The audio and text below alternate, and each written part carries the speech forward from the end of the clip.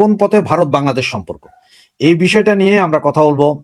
প্রতিনিধি আছে একজন সাংবাদিক এবং লেখক, আমাদের আজকের অতিথি প্রতিম বসু, ওনাকে আপনারা সকলেই চিনেন। তো ওনার সাথে কথা বলবো, চলেন সরাসরি ওনার কাছে চলে যাই।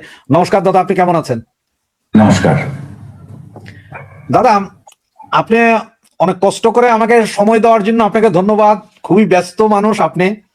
তো দাদা, আমার প্রথম যে প্রশ্নটা আসলে যে ভারত বাংলাদেশের যে সম্পর্ক এখন, এর মধ্যে গত দুদিন আগে হঠাৎ করে রাতের 12টার পরে সিদ্ধান্ত দিল ভারতীয় সরকার যে বাংলাদেশে এম্বাসিতে যেসব লোকজন আছেন, আপনার কর্মচারী থেকে কর্মকর্তা সকলের পরিবার কে ইন্ডিয়া ফিরে যাওয়ার জন্য।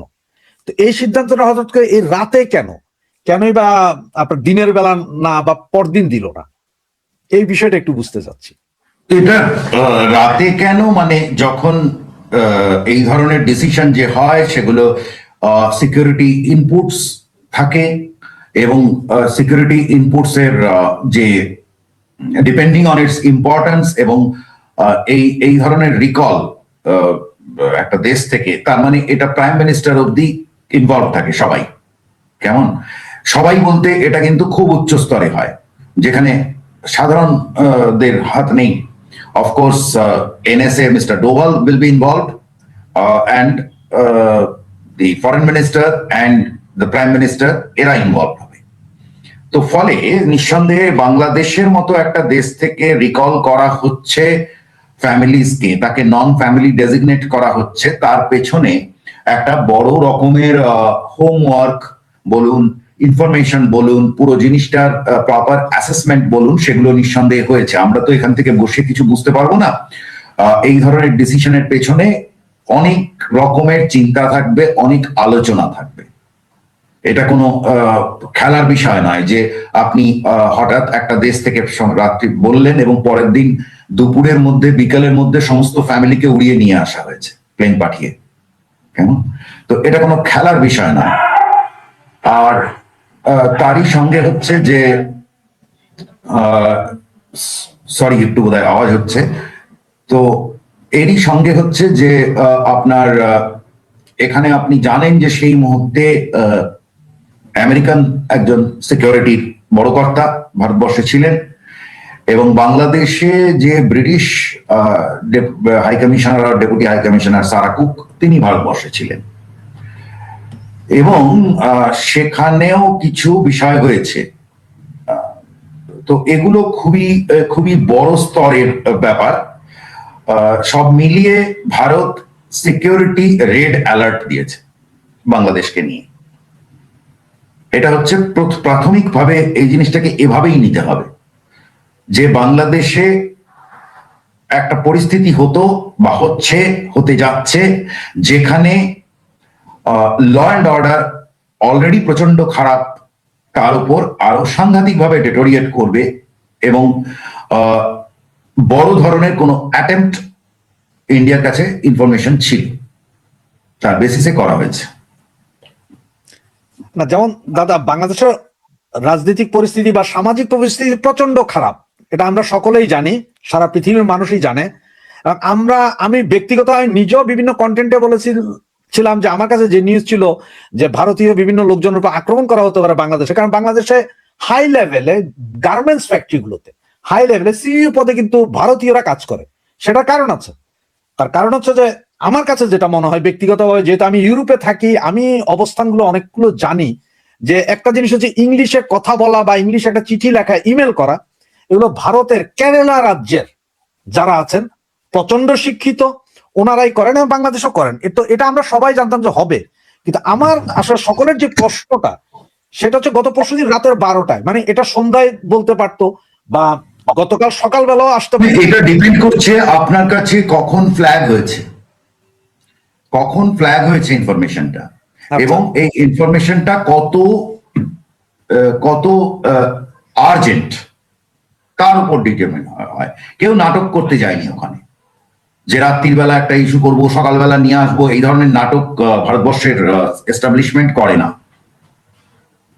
কেমন, আর একটা দেশ থেকে হঠাৎ করে আমি তাকে নন ফ্যামিলি ডেজিগনেট করে দেবো, এরকম গুলো হট করে হবে না। এগুলো ডেফিনেটলি কোনো আর্জেন্ট ফ্ল্যাগ হয়েছে এবং তার বেসিসে যে প্রিপারেশন গুলো করতে, ভাবতে, অ্যাসেস করতে সময় গেছে। কারণ এটা কোনো এমন বিষয় নয় যে কেউ এসে বলল যে এখানে হবে না, এখান থেকে চলে এসো বা এটা করো, এরকম নয়। এর পেছনে প্রচুর অ্যাডমিনিস্ট্রেটিভ, প্রচুর চিন্তা গেছে, প্রচুর মিটিং হয়েছে, তাই জন্য রাত্রেবেলা হয়েছে। এটা কোনো মানে ইয়ের বিষয় নয়, এর পেছনে কোনো স্কিম থাকে না যে রাত্রিবেলাই করতে হবে, রাত্রিবেলা করলে সকলে একটু চমকে যাবে, কাল সকালে উঠে। এই ধরনের বালখিল্য ধারণা এগুলো বাংলাদেশে হতে হলেও হতে পারে, আমি জানি না হচ্ছে কিনা, কিন্তু এগুলো আমাদের দেশে এভাবে হয় না কোনো কিছু। না, আমাদের দেশে হয়, যেমন আমাদের স্বরাষ্ট্র উপদেষ্টা রাতের 4টার সময় রাত 3টের সময় প্রেস কনফারেন্স করেছেন। হ্যাঁ, জি জি, এটা আমার দেশে হয়। এটা আমরা সব সম্ভবের দেশ, আমরা এটা আমরা স্বীকার করি। না, আমাদের এখানে হয় না এরকম কোনো কিছু, এখন না কি দাদা, ভেবে কোনো কিছু হয় না। সকলকে কি আসলে কি গতকালকে নিয়ে গিয়েছে নাকি এখনো বাই রোটেশনে আছে? আমি যতদূর জানি কালকে নিয়ে এসছে। দাদা, আপনি দীর্ঘদিন সাংবাদিকতা করেন, আবার আপনি একজন রাইটারও, সকলেই জানে।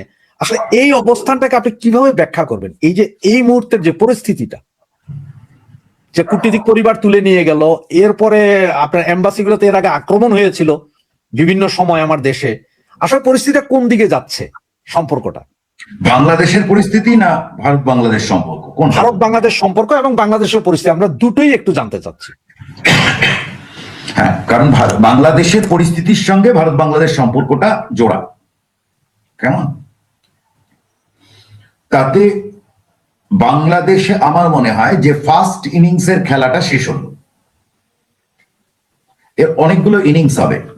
একটা টেস্ট ম্যাচে যেমন 4টে ইনিংসের খেলা হয় 5 দিন ধরে, তেমনি এই 5 দিনটা এখানে 5 বছর হতে পারে, 3 বছর হতে পারে, 10 বছরও হতে পারে।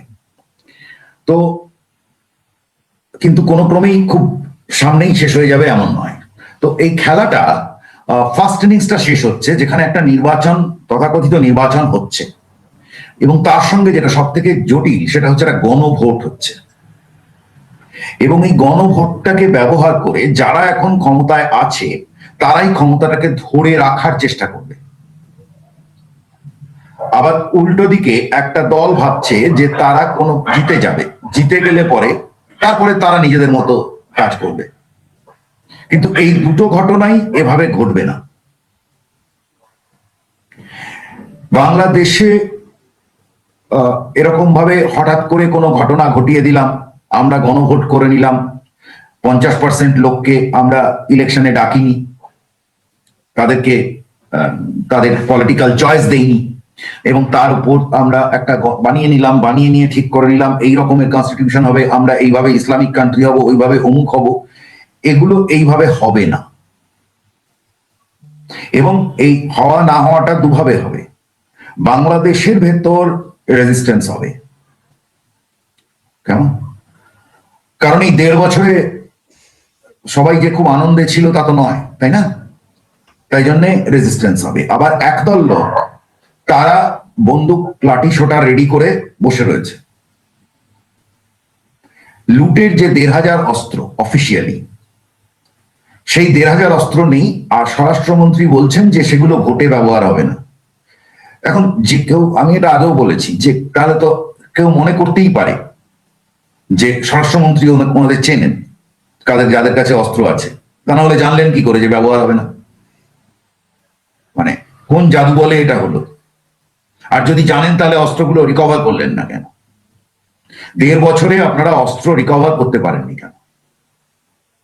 তো সুতরাং এই দুটো মিলালে একদল লোক যারা ক্ষমতা ধরে রাখতে চায় তারা একটা ধাক্কা খাচ্ছে। তারা বুঝতে পারছে তাদেরকে বহির্বিশ্ব চাইছে না, অন্তত ভারত চাইছে না তাদেরকে। এবং তারই সঙ্গে বাংলাদেশের ভেতর বিএনপি চাইছে না, আওয়ামী লীগ চাইবে না। রাইট?